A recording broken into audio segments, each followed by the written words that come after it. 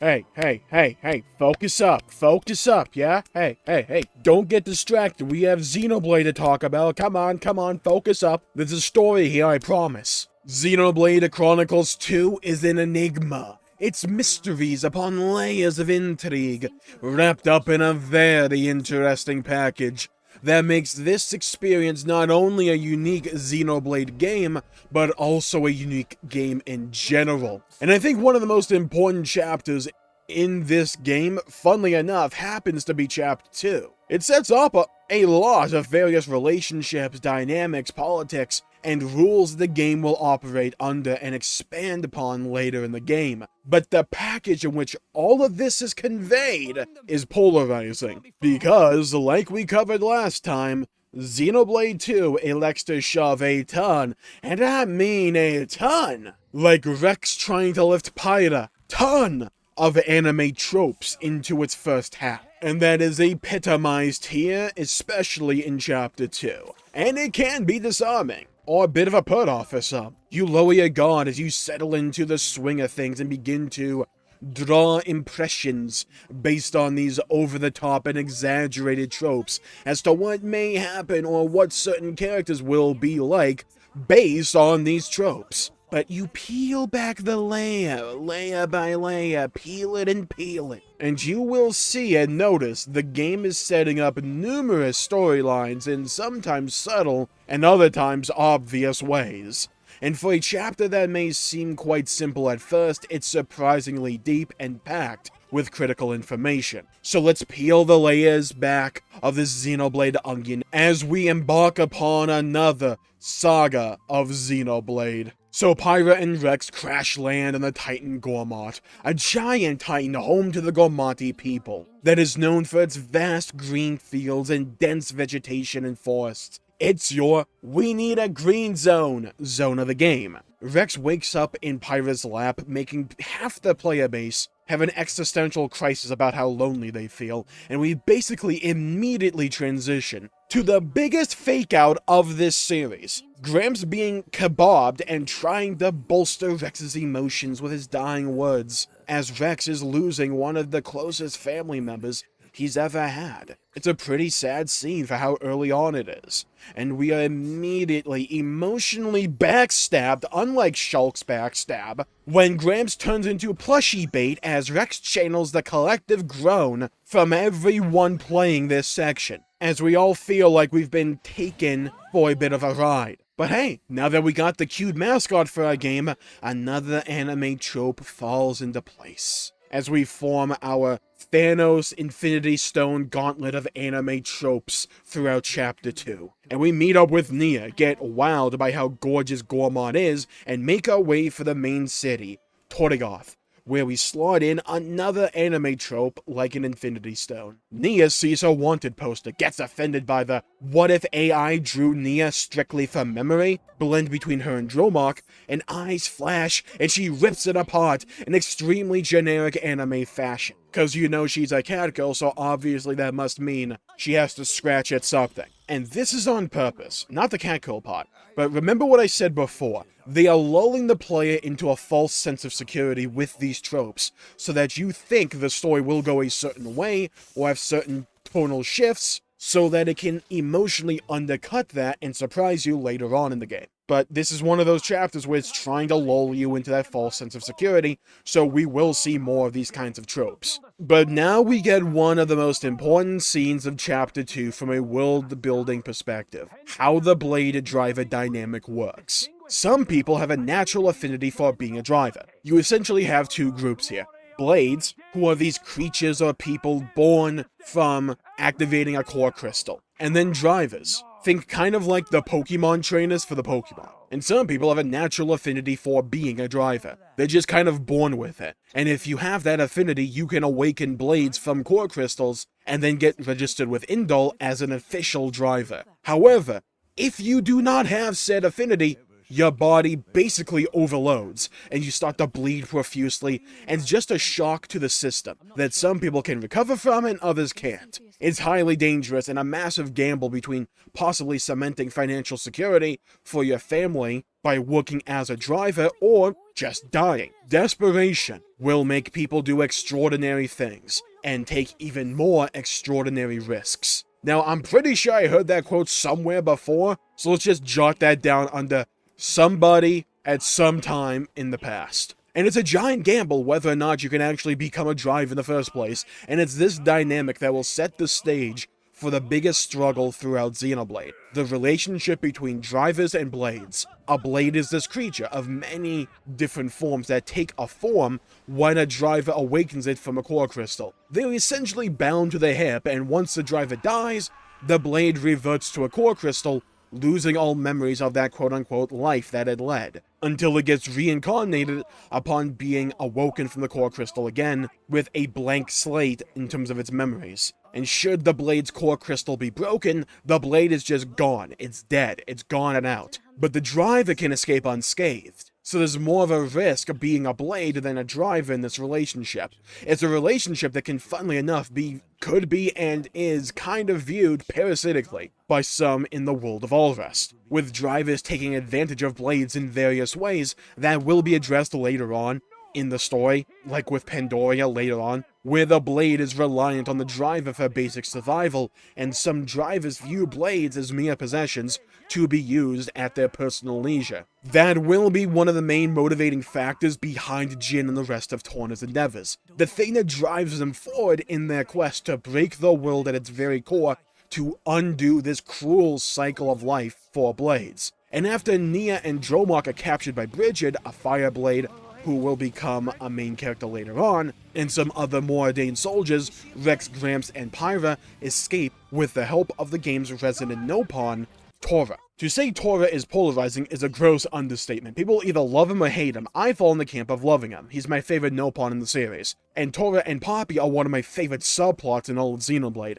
and to me form an extremely poignant perspective for the game's overall themes of chasing your dreams no matter your circumstance. They also operate in a unique position in the world of Allrest. Tora does not have the driver affinity. Last time he tried to awaken a blade, he was met with a massive nosebleed in typical anime comedy fashion, and was left kind of bedridden. Tora cannot awaken core crystals, but has dreams of becoming a driver nonetheless. So he continues on his family's mission, starting with his grandpa, known as Grampypon, the creation of an artificial blade. A blade that doesn't utilize a core crystal, a machine with the powers and capabilities of a blade that can still have the resonance of one as well, with a driver. But they can be partnered with anyone, not just people with a natural affinity to core crystals. Poppi herself has the potential to become massively important in the Xenoblade timeline, more so than she already is, and deserves a video all of her own. She has a subplot that many other narratives utilize as their main one. She goes from basic machine just given artificial life,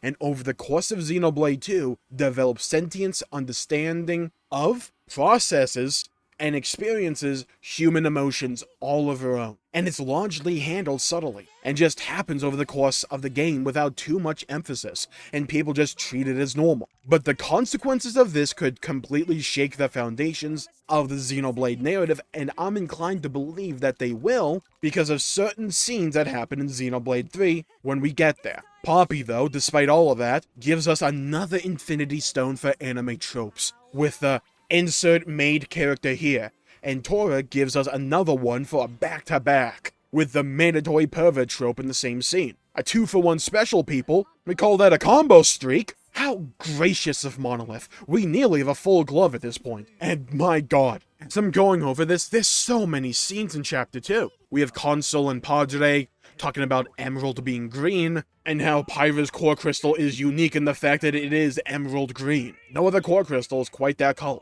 And we have Morag interrogating Nia and wanting to take her back to Mona Dane. Chapter 2 is a lot of setup for various ways that the world operates so that the rest of the story can further develop and capitalize on those ideas. But now our main party is going to infiltrate the Imperial ship, where Nia and Jomok are being held prisoner. We get what I believe is our final Infinity anime trope stone, as Rex has a dense protagonist moment, and calls Pyra heavy, as Poppi goes Giga Chad and lifts her up to the ship with ease. And once inside the ship, the party breaks Jmulls out, leaving Jmulls dumbfounded at the sheer absurdity of our new party composition. And then when we go to break Nia out, we get the groundwork laid for her story that will be picked up later on, and especially down in Spirit Crucible in a later chapter. She remembers being imprisoned and Jin coming to save her. It establishes why someone like Nia, who at this point we have no reason to doubt her morality, would side with Jin and Mallos, people already established as the villains, who are willing to just kill innocent people. Yeah, we start to realize why Nia sided up with them in the first place. Jin saved her, and now Nia has given up hope that anyone would come back for her,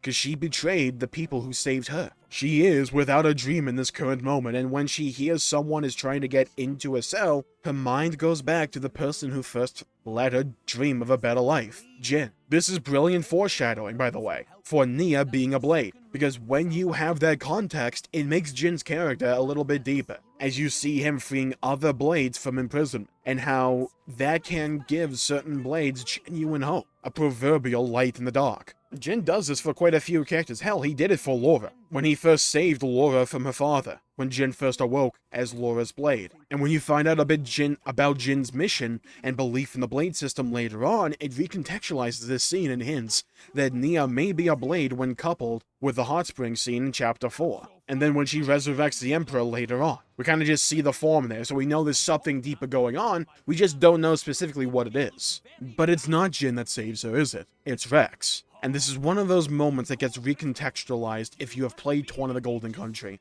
and why I like the idea of playing Xenoblade 2 twice. Once on an initial playthrough, then play Torna, then play 2 again. Because the brilliance of Xenoblade 2, in my opinion, lies just below the surface. This moment is a proverbial passing of the torch, from Laura to Torna, or Laura in Torna to Rex in Xenoblade 2. A driver, with influence, who genuinely cares about others in blades. Even if he is unaware of Nia being a blade, because to Nia, she is still being treated like a person, and not someone lesser, or someone to be used like a tool. And this is one of those points where a lot of people can get, in my opinion, a basic concept kind of mixed up, where perception matters. Because the importance of this scene is not necessarily in the fact that Rex frees Nia here, it's how Nia is interpreting it. How does Nia interpret these events? How does she recollect herself? The memory she immediately went back to was the memory when Jin first freed her, first gave her hope that she doesn't need to be subservient any longer, that she can be her own person. And now Rex is giving her a second opportunity at that. Jin offered her a chance to walk in the dark with himself and Mallos and the rest of Torna, whereas Rex now is offering a chance to walk in the light. And they escape from the ship, fight off Morag. Rex ruins public infrastructure by dropping a water tower on Morag and Bridget, showing that our protagonist isn't dumb and can learn, and can even form a decent battle strategy. Also, he can just kind of go 1v1 with Morag, the Empire's best. Like, I'm telling you, Rex is a freaking prodigy when it comes to using a sword. And our group escapes and runs off to the wilds of Gormott to live another day. And this is a crucial point in Xenoblade 2's narrative. Rex's dream, for lack of a better word, infects Nia. And Rex's idealism and optimism are at the heart of his character, and he will turn people to his side through his ever-evolving understanding of the world, coupled with his undying optimism and idealism. And you could argue Pyra was the first one, but I'd say she doesn't really get won over yet, until the Cliffs of Mortha, where she fully latches onto Rex's dream of Elysium, because remember, this entire time, she is kind of playing Rex. She's not after the betterment of the world or finding Elysium. She wants to return to Elysium not to save humanity, but to ask the architect, her father, to let her die. That's what's guiding her this entire time. Not Rex's dream, but her own nihilism. So Nia, in my view, is the first one to hop on board the proverbial ship to Elysium. Unless you want to count Tora, which I guess you could. I would argue Tora's more along with the ride as Rex being his mentor so he can learn how to be a driver. But to me, Nia's the first one to fully latch onto Rex's dream. And Nia, in the absence of a dream herself, latches onto Rex's dreams and aspirations for Elysium. Because they are simple, because they are pure, and for a good reason, the betterment of all. And when hopelessly struggling and clawing your way through the dark, as represented by her isolation in the jail cell and teaming up with Mallos, who epitomizes darkness, Rex shines like a beacon of light in the blackest night, a candle at the end of a long tunnel, to give brief comfort in the dark isolation the world can feel like at times. Nia retorts Rex with the most pessimistic of interpretations of potentialities. What if Pyra will turn traitor at some point? What if Elysium doesn't exist? It's just a myth. And Rex retorts with his boundless optimism instead, in a very simple manner. So what? The world is dying. Living space and resources are running dry, and humans often turn to violence and war and desperation. These are just facts. This is just the reality of the world. And if Elysium exists, if Rex can find a way there, well, he might be able to stave off the coming dark. And herein lies Rex's first lesson he learns over the course of Xenoblade 2, as he matures as a person, and due to his newfound circumstances is forced to do so rapidly. He cannot do this alone. He must have others fighting right alongside with him. For one man cannot change the world by himself, but one man is able to convince others that together they can. Rex is naturally trusting. He doesn't believe or even consider the idea that Pyra might be plotting behind his back. And his attitude wins over Nia, because what does she have to lose? And if it doesn't exist, if Elysium's just a myth, we just move on with our regularly scheduled decline of humanity. But if it's true, then it's a shot worth taking. That maybe she has a chance at something better. Maybe a better world can be forged. And then we get the campfire scene, where Rex and Pyra genuinely start to get closer and they do some flirting. And it's one of those slower scenes that isn't really meant to drive the plot forward, but inject more character and flesh out various dynamics and relationships to make us care more about Pyra and Rex and the developing relationship with one another, as they tend to each other's wounds, just talk around with it a bit, and then gaze at the campfire, as one chapter of our tale is closed, and another begins. Chapter 2 has come to a close, but Chapter 3 to me is one of my favorites in Xenoblade 2, for this is when Rex is forced to do a lot of personal growth, and where Rex messes up and it costs someone their life. The harsh realities of our world come to a head here in Chapter 3, and in 2 weeks we will cover that. But next week, let's go see what's happening over in the other world right now. What's happening over in the world of Xenoblade Chronicles 1, as Shulk, Rex,